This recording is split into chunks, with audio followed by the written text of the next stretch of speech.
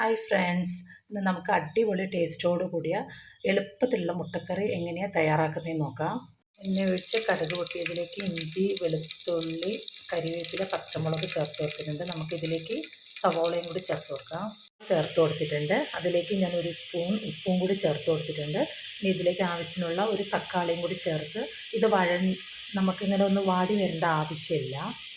തക്കാളിയും കൂടി ചേർത്ത് നല്ലോണം മിക്സാക്കി കൊടുത്ത് നമുക്ക് പൊടികളെല്ലാം ചേർത്ത് കൊടുക്കാം. പൊടികൾ മഞ്ഞൾപ്പൊടി, മല്ലിപ്പൊടി, കാശ്മീരി മുളക് പൊടി എടുത്ത് വെച്ചിട്ടുണ്ട്, ഗരം മസാല, കുറച്ച് കുരുമുളക് പൊടി. ഇത് നമുക്ക് കുക്കറിലേക്ക് ഇട്ട് മിക്സാക്കി കൊടുക്കാം. പൊടികളൊക്കെ ഇട്ട് നല്ലോണം വാടി വന്നതിലേക്ക് ഒരു കിഴങ്ങും കൂടി കട്ട് ചെയ്ത് ചേർത്ത് കൊടുത്തിട്ടുണ്ട്.